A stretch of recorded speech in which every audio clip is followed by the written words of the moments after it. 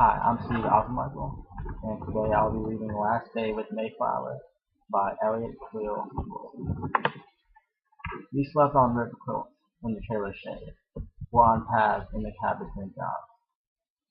The boss called us back, our animal use, and I was aback in the gray navy town. We sweated in the log pants that made us flare, but few of the men I worked with cared. Most had just come from state prison or jail. This was a two-track, no piano move. All a young housewife's things, bound for storage. Her husband, dead and buried at sea. We saw him in the newspapers. We used to wrap china and all the fragile things.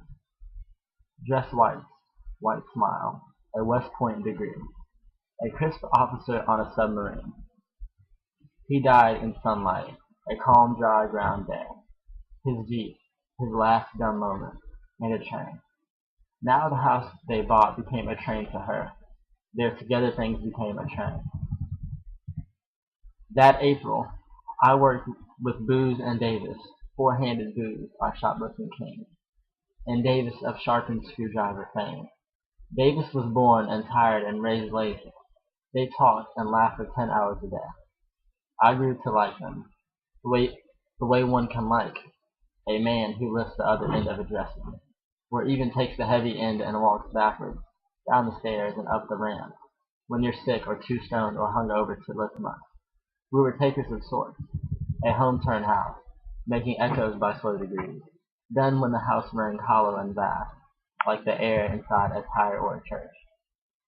The young widow was beautiful that day, in her heavy grief and her bravery, and she was kind to us, though we walked in, like children who'd been kept from all sadness, singing even, and blasting the radio, to try and drown the dull work in music.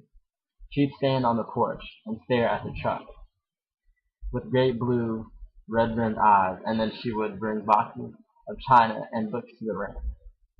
She brought us cold water and sandwiches. The last to be moved was the barber's chair. It sat in the den, an enameled anchor, her husband's chair with his father's will. She seemed to want to carry it alone. She had tipped it on its side and pulled all wrong with her arms, and it left a long gash in the polished hardwood floor.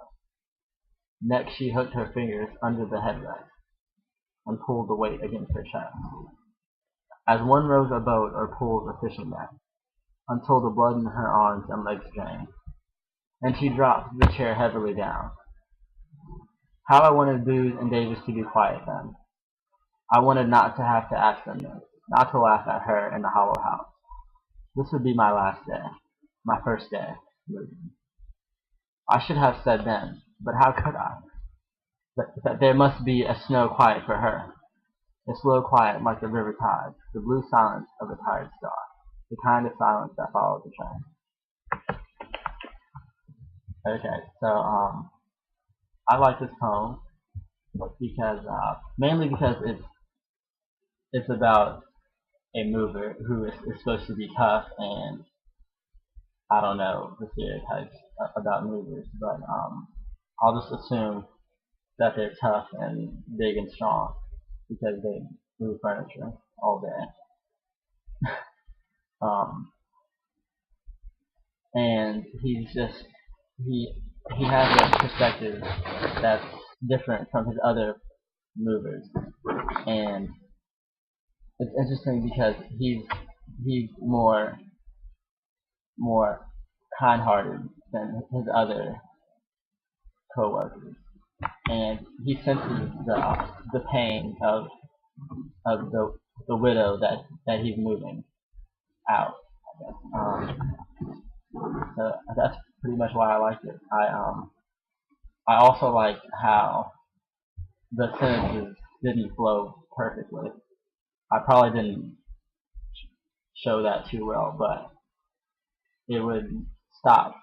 A line break would be in the middle of a sentence, and I like that because I felt like it added an extra effect to the tone. Um,